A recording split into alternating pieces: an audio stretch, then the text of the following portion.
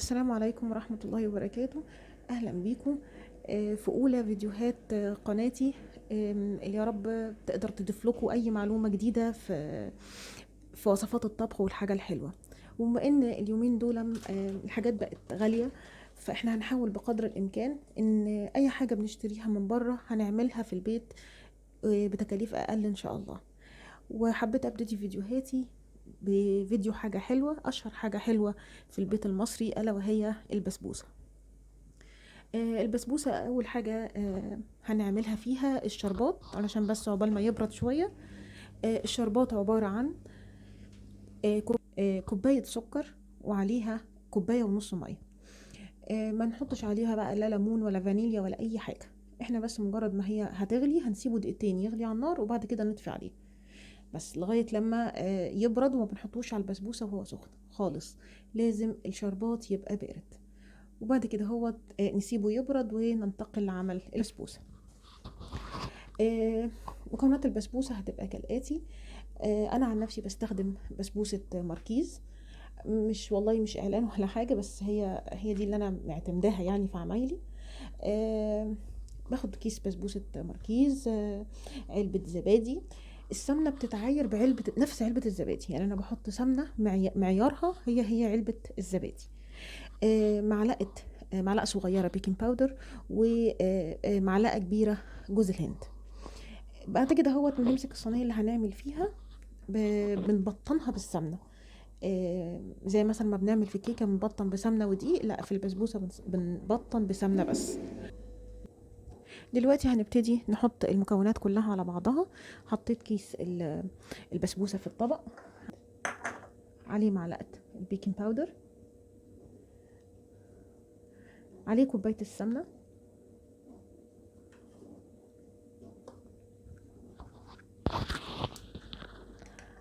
عليه كوباية الزبادي. نفضي برضو السمنة كويس. هنبتدي نخلطهم بايدينا كويس قوي. ودلوقتي بعد ما خلطنا كل المكونات مع بعضها ورصيتهم او حطيتهم فردتهم في الصينيه اللي احنا قلنا بطناها بسمنه. ظبطت الفرن عندي على درجه حراره 180، وهندخلها. وطبعا يكون الفرن انت مشغلاه قبلها، يعني مش مشغلاه دلوقتي وحطيت الصينيه دلوقتي، لا مشغلاه قبلها، مدخلاها على فرن سخن على درجه حراره 180. هتاخد تقريبا حوالي تلت ساعة لنص ساعة حسب قوة النار بتاعت الفرن بتاعتك. هنحطها في الفرن اللي متسخن قبلها. هنظبط الفرن على حرارة 180.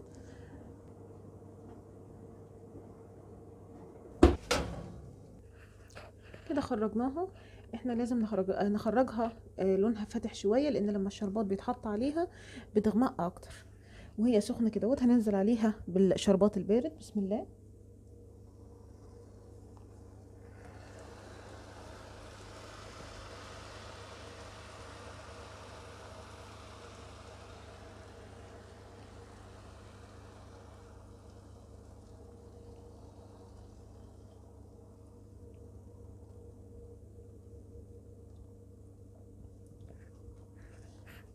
بس كده، ويا دوبك تستهدى 10 دقايق ربع ساعة وتتقطع. وبألف هنا وشفا نقطعها مع بعضينا ونشوف سمكها قد ايه وشكلها من جوه عامل ازاي. اهو هنشوفها.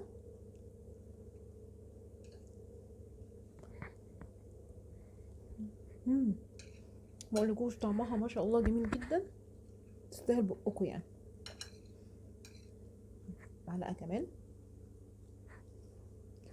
يا ريت تجربوها وتقولوا لي رأيكم في الكومنتات. ولو عجبتكم الوصفة يا ريت لايك وسبسكرايب وشير. اشكركم والسلام عليكم.